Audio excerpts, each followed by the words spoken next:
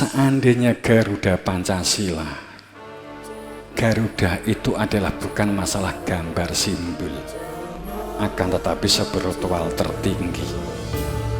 Hanya diakui sebagai warga negara jika di dalam dadanya bintangnya berfungsi. Kapan? Masihkah akan menerima kebenaran?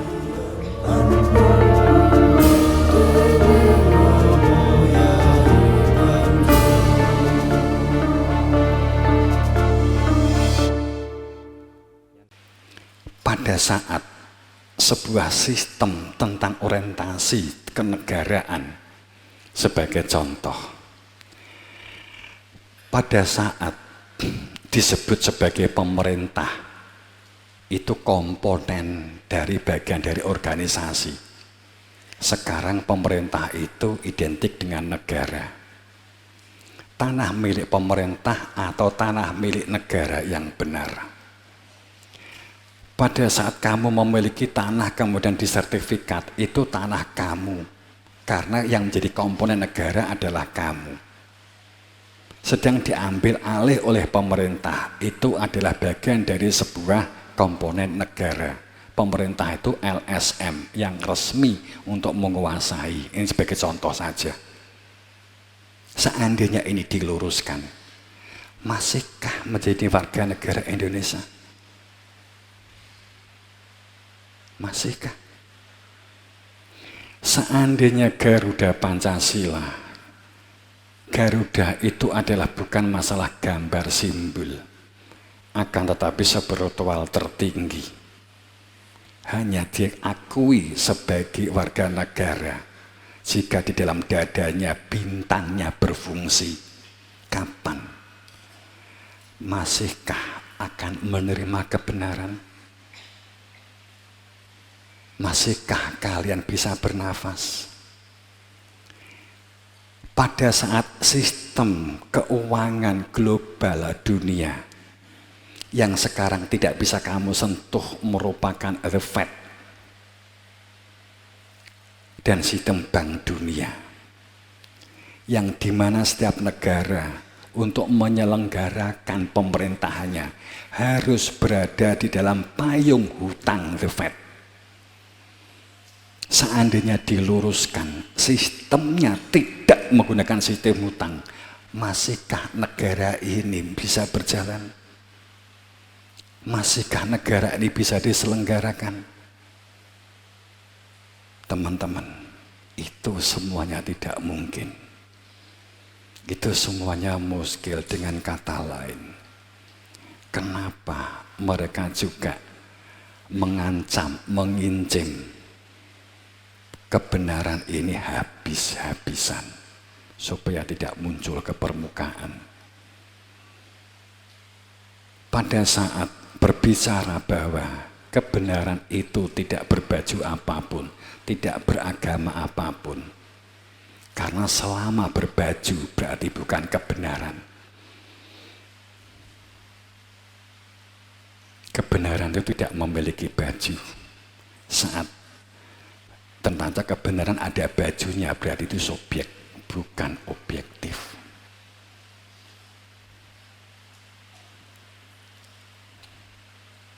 Ini gambaran sekilas yang saya tidak mengulik detailnya.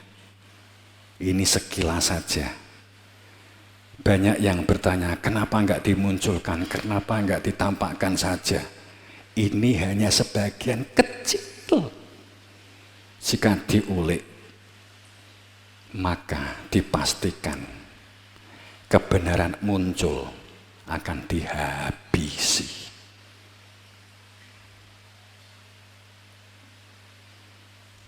Banyak orang yang tidak tahu, sampai mereka berdoa, salam ya Mahdi. Sekarang lagu-lagu tentang Al-Mahdi muncul ramai. Dia, ya, dengan berbagai versinya. Kecuali jika masyarakat atau rakyat memiliki kepedulian saat di masyarakat enak sing ditangkap polisi umpamanya, Padahal masyarakat itu jelas-jelas tidak salah. Sekarang ini kan hanya komentar di media sosial, kasihan si A itu ya, kasihan si Fulan itu ya. Dia kan seharusnya kan nggak ditangkap, wong dia seperti itu kan hanya di media sosial. Itu kan masyarakat diam. Kecuali kalau masyarakat, ayo bergerak, iki polisi jelas keliru, langsung digeruduk polseke, polrese, ya itu maka muncul. Jika ternyata masyarakat juga ndelik, masyarakat juga apatis, masyarakat juga skeptis, apa mungkin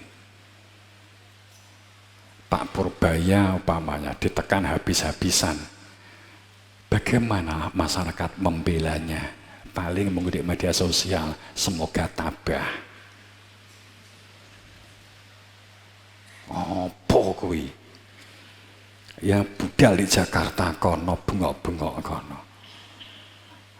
Demonstrasi, lah itu baru benar gitu loh, masyarakatnya bergerak. Akan tetapi pemimpin itu cermin dari masyarakat. Kondisinya memang seperti itu. Ya. Itulah situasi dan keadaan. Kenapa banyak orang menunggu kebenaran Imam Mahdi kok nggak segera muncul ke permukaan, sistemnya, strukturnya, kulturnya. Emang kulturnya aja kebentuk enggak sama sekali kok. Kan gitu. Kalau memang masyarakat ini menghendaki Imam Mahdi muncul ke permukaan, sistemnya sudah menggunakan pola Imam Mahdi. Wong masyarakatnya itu bukan masyarakat untuk munculnya Imam Mahdi kok.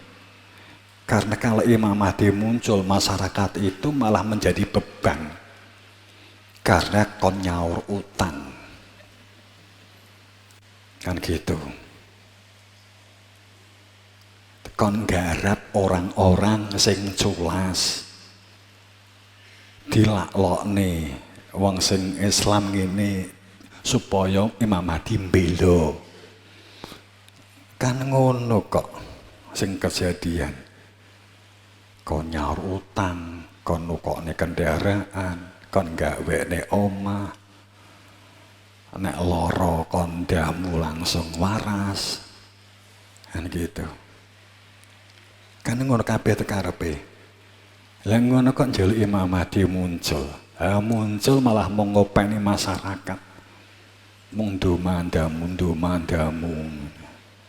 entek abape.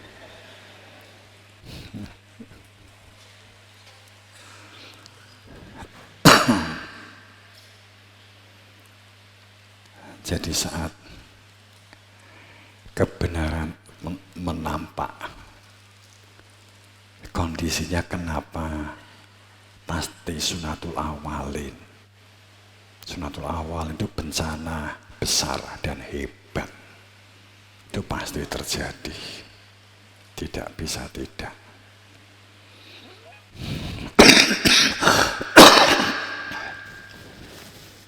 Kemudian yang kita siapkan apa? Apakah kita mengandalkan untuk menanggungkan beban, atau apa yang dapat kita lakukan, yang kita persiapkan? Kan itu.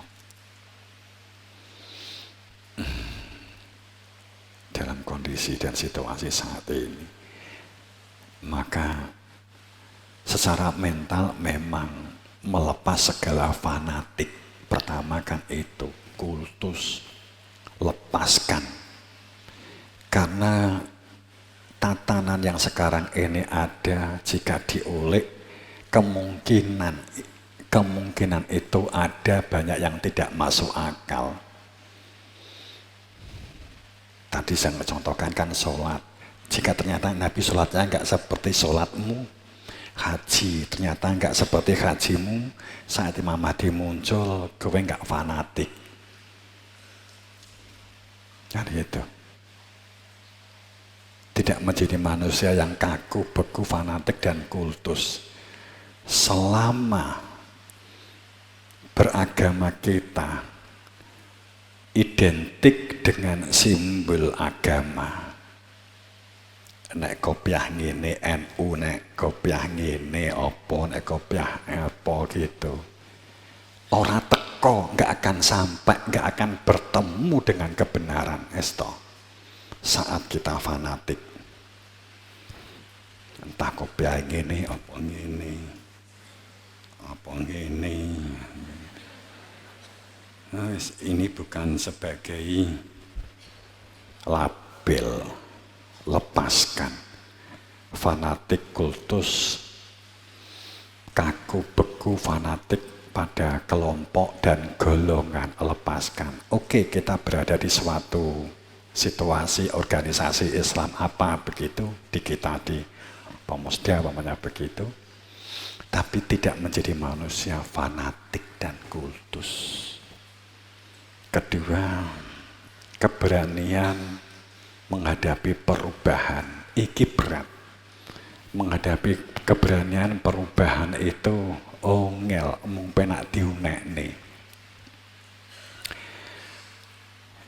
Orang itu untuk berpikir kepada orang lain itu untuk disiplin. Tapi untuk dirinya itu tidak pernah berpikir untuk disiplin. Disiplin itu digunakan untuk orang lain.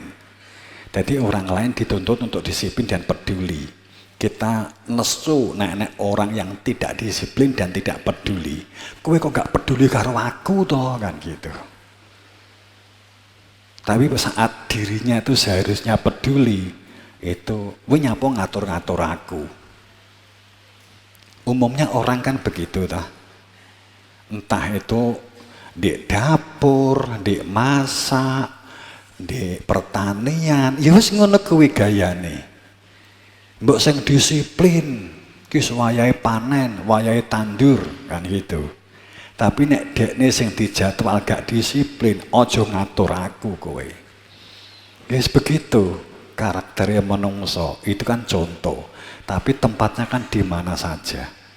Nggih napa mboten? Lah ngono kok njaluk perubahan.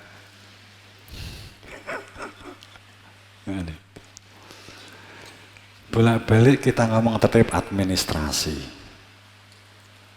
Engkau sekedar disatukan kemudian hanya ditakoki butuhmu piro, gawe beras piro, wong piro, ngono wis melolet.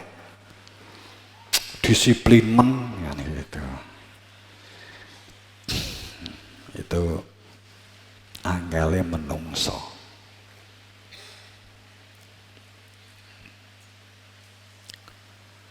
Jadi kemudian yang ketiga, makanya kita berlatih untuk memiliki sikap dan perilaku yang sangat sederhana, peduli. Saat menungso ki gak nduwe kepedulian, kemudian diramu dengan pengendalian diri. Jadi saat orang gak duwe peduli dan saat gak memiliki pengendalian diri, cita-cita hebat itu pasti bocor. Cita-cita hebat itu hanya jargon.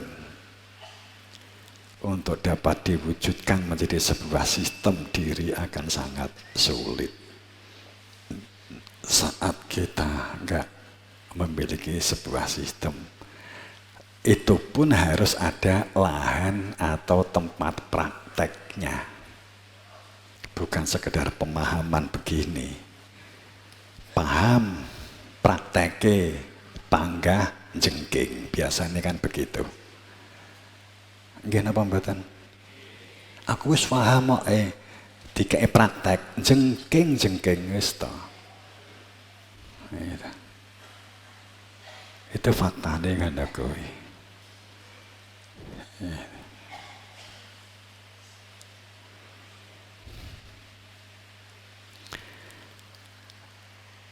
Makanya praktek hal yang sederhana di awal dengan sebuah saling dukung. Hal yang sangat sederhana atau memiliki dampak mental yang luar biasa. Itu saat kita itu untuk support mendukung orang lain.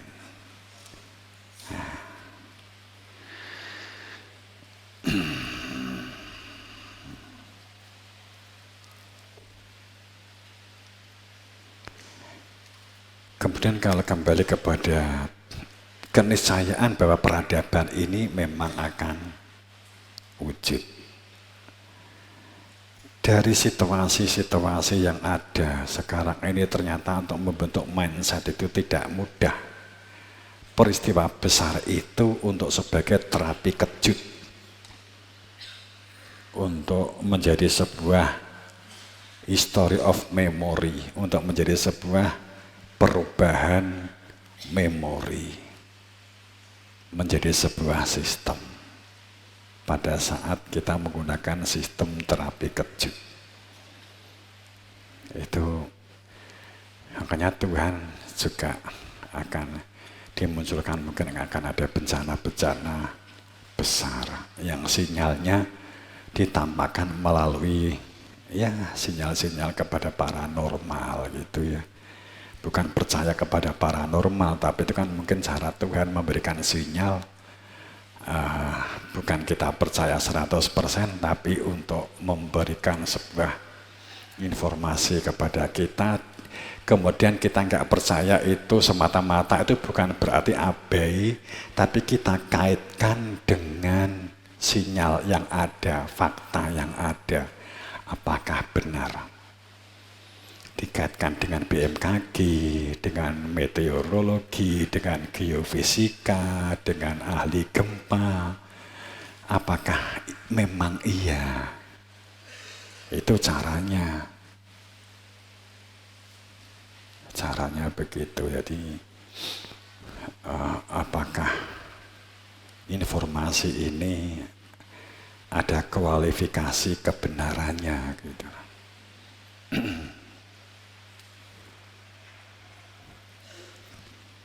Jamaah rahimakumullah. Tapi dari ketetapan itu pasti terjadi, entah tapi waktunya kapan. Tapi saya hanya bisa katakan tidak dalam jangka yang panjang. Jangkanya enggak terlalu lama. Setahun, 2 tahun, 3 tahun, maksimal 4 tahun. Akan ada sesuatu yang besar. Maka apa yang harus kita lakukan? Seandainya perang Iran, Israel, Amerika sudah menyentuh ranah nuklir sebagai contoh. Karena kan Amerika sendiri kan juga ada kemungkinan jika ternyata lebih dari 2 minggu ke depan, 3 minggu ke depan, ternyata tetap belum bisa menaklukkan Iran, kan ada kemungkinan nuklir. Walaupun gak langsung, tapi tentu akan ada sikap yang akan dimusyawarahkan kembali mungkin. Tapi kan ada arah ke sana. Karena PBB juga sudah memberi sinyal hijau.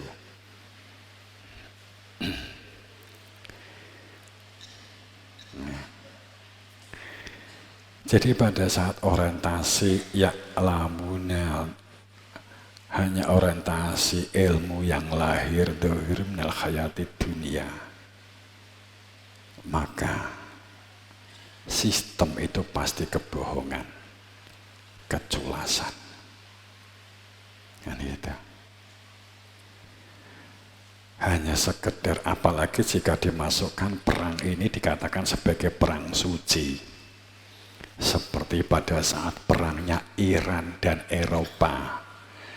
Persia yang diwakili Iran kemudian Eropa diwakili oleh Romawi yang akhirnya menjadi perang suci terlama di dalam sejarah selama 7 abad. Itu perang yang habis-habisan, dan saat itu Persia menjadi kekuatan di wilayah timur, sedang Romawi menjadi kekuatan barat yang diwakili oleh Roma.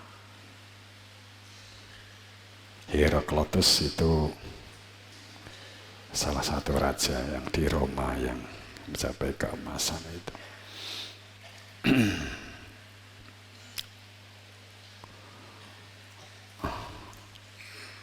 Nah, ini hanya sekilas. Jadi kamu punya perspektif kan. Jadi kenapa kok? Ya makanya kan pelan ya. Dan kita bergerak secara sunyi, senyap dalam kesunyian. Langkah-langkah apa yang dapat kita lakukan untuk membangun peradaban ini melalui mindsetnya, budidaya, kemandirian, gitu. Karena beragama itu tanpa baju.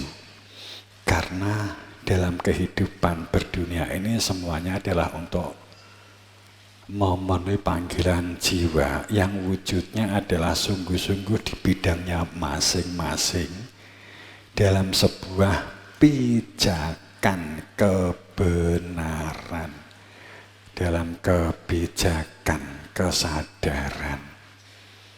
Pijakannya kalau di kita adalah dawuh guru. Hanya berada di dalam perintah maka tidak bid'ah, dan itu disebut di dalam ridho, fadl dan rahmatnya. Kapan? Pada saat kita menjalankannya berada di dalam skup dimensi perintah. Kan begitu ayatnya. Hanya wa ma adraka ma yaumiddin, ma adraka ma yaumiddin, summa adraka ma yaumiddin. Tahukah kamu apa yang dimaksud? Seseorang hidupnya sehari-hari itu berada di dalam ketaatan, kepatuhan, ketundukan, dalam ridho, fadl dan rahmatnya Allah. Ma'adraka ma yaumiddin, kemudian masih tetap disebut sebagai orang yang berada di dalam ketaatan, kepatuhan dan ketundukan di dalam lingkup perintah. Summa, kemudian al-yaum, di mana hari-harinya latam liku nafsun li nafsin syai'ah. Hanya jika kehidupan sehari-harinya itu tidak di dalam cakupan nafsu untuk nafsu, dunia untuk dunia. Akan tetapi kapan disebut tidak ditunggangi nafsu? Hanya jika seseorang itu menjalankan segala sesuatunya berada di dalam dimensi perintah, berada di dalam lingkup perintah, menjalankannya berada di dalam perintah.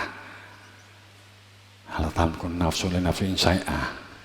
Kapan? Yakni saat sehari-harinya berada di dalam perintah. Yamil amru ya'oma idzilillah. Amr berada di dalam perintah. Kapan perintah itu? Itulah wa'dallah, ikatan janji dengan Allah. Maka berhadapan untuk menerima perintah supaya berada di dalam dimensi perintah. Sebagus sehebat apapun yang dilakukan, jika tidak berada di dalam perintah, maka disebut bid'ah. Contoh, saat kowe tahu tentang hukum KUHP, kowe yo paham 3 jilid kehakiman kowe yo paham. Mulai dari induk KUHP yang baru penjelasannya sampai detail operasionalnya paham. Tapi kamu tidak ada kualifikasi orang yang ditunjuk menjadi hakim. Terus orang itu kamu sidang. Berarti kamu kan bid'ah. Kamu kan hakim liar. Kan gitu tak? Ya. Tidakkah ini sama?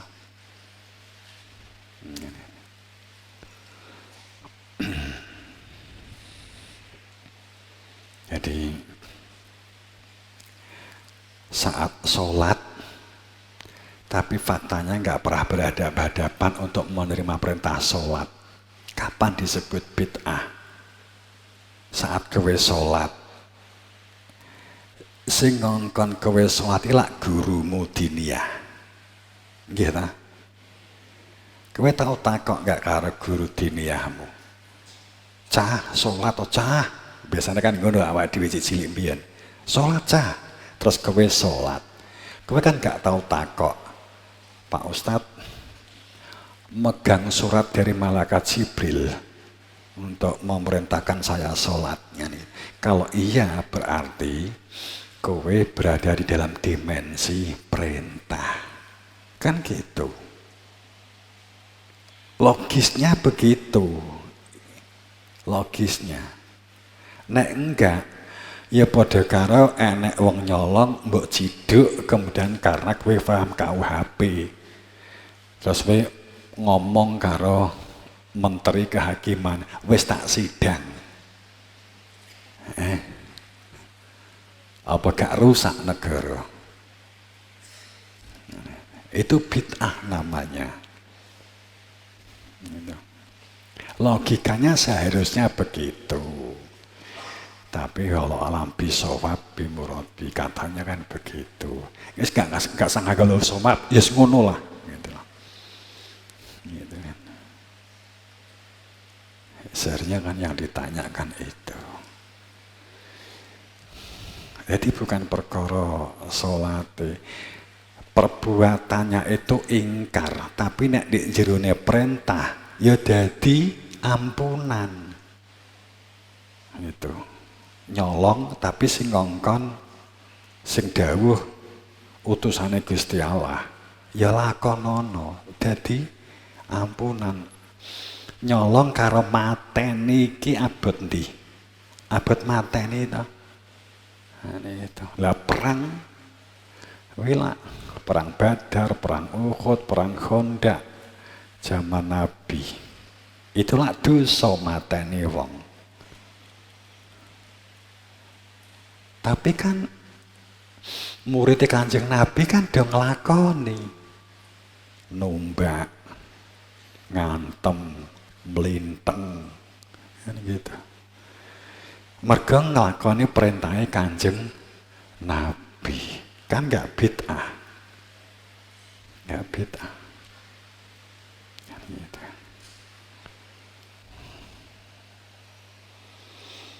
Jadi itu kategori bid'ah itu sebenarnya bukan kok beduk bid'ah.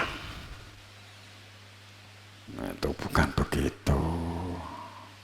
Nganggo speaker bid'ah, tahlil enggak. Salato ning kowe maca buku tapi rumangsa diperintah karo Gusti Allah. Itu kan bid'ah. Logikanya begitu, teman-teman.